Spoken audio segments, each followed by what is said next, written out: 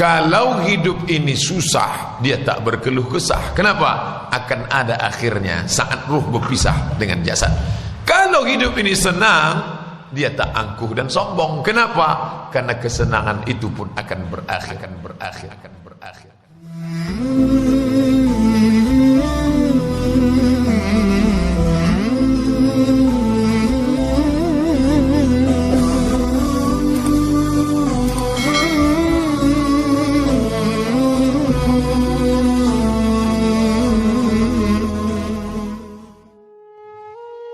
Terlahir dari rahim seorang ibu, dari seorang ayah yang tidak bertanggung jawab, lalu kemudian dicampakkan di dalam sebuah kotak kardus seperti sampah, ditampung oleh panti.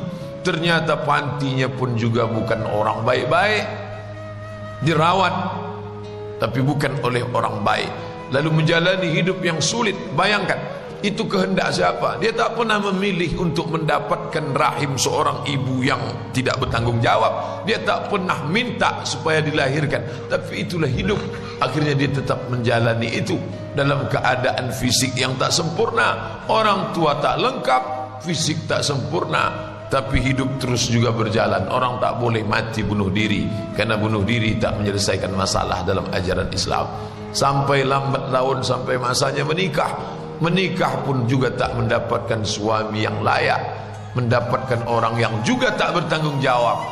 Sudahlah orang tua tak lengkap, tak sempurna, mendapatkan orang tua yang tidak baik, lalu kemudian mendapatkan pendamping hidup yang tak semestinya.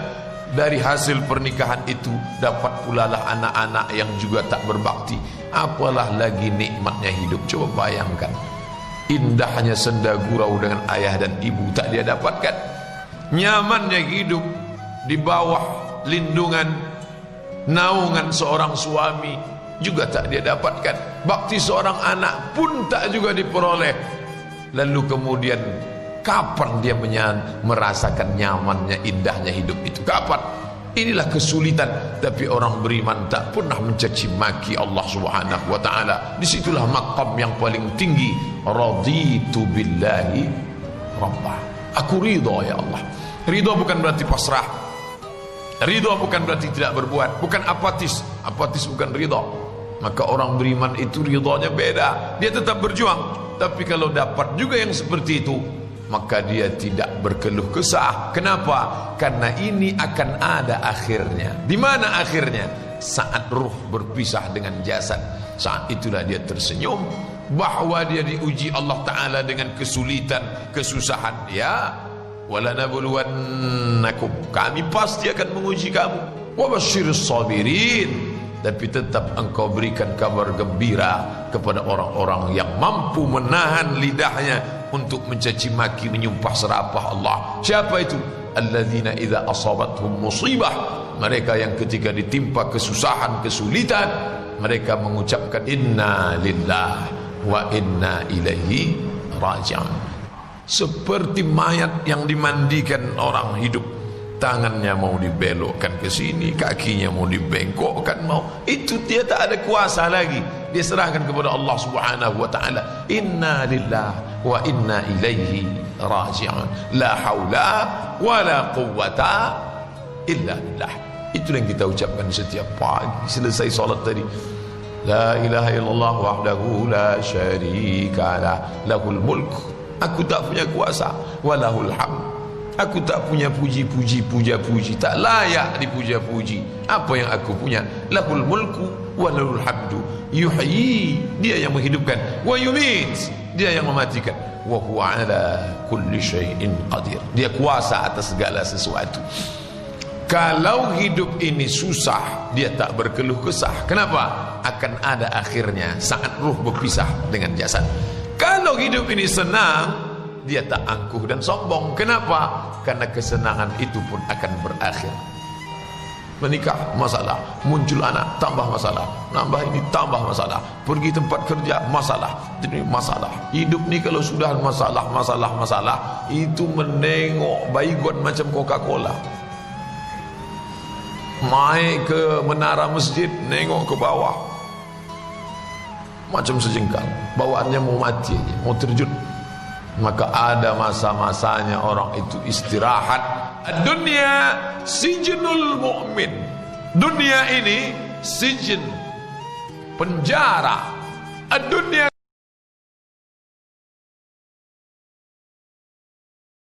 itu kan tertahan. Makan tertahan, minum tertahan, nafsu tertahan, mau keluar tertahan. Dunia ini pun kita tertahan. Mau makan ini tak boleh, mau minum ini tak boleh, mau tengok ini tak boleh. Sedangkan di surga itu la maqtu'atu wa la mamnu'ah, tak putus dan tak tertahan. Nikmatnya tak terhenti. Apa saja yang mau dimakan, makanlah. Apa yang mau diminum, minumlah. Apa yang mau dipandang, pandanglah. Apa yang mau dinikmati, nikmatilah. Walakum fiha ma tashtafi anfusukum.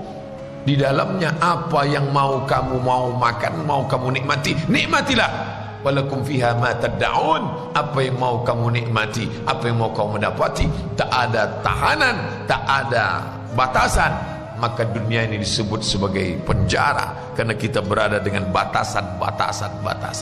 Bapak Ibu yang dimuliakan Allah, maka dalam Islam diajarkan berapa sulit, susah, ribet, suka duka hidup ini, dia akan berakhir. Abdul Somad sedang menasehati dirinya sendiri dengan bacaan hadis, dengan firman Allah, dengan sabda Rasulullah. Karena tak ada yang dapat mengobati hati ini selain daripada kalam Allah dan sabda Rasulullah dan zikir. Ala ketahuilah, bizikrillah, dengan memperbanyak zikir tatma'innul qulub, hati menjadi tenang. Salah satu makna zikir itu adalah melihat ayat Al-Quran, melihat hadis Nabi Muhammad sallallahu alaihi wasallam. Tapi saya tak pula ingin setelah mengkaji ini Bapak Ibu bawaannya mau mati aja. Saya tak ingin kita keluar dari pengajian ini atau setelah berakhir ini nanti kita salat sunat isyraq lalu Bapak Ibu doanya, ya Allah susah betul hidup nih, kata Pak Ustaz, akhir daripada hidup ini adalah istirahat, cepatkanlah istirahatkan aku. Bukan itu maknanya. Mati tak boleh diminta, mati tak boleh dicari. Kita tak lari dari kematian, tapi kita pula tak cari-cari mati, berlarut-larut dalam kesedihan hidup, tak boleh. Kenapa? Karena hidup ini memanglah dia ujian.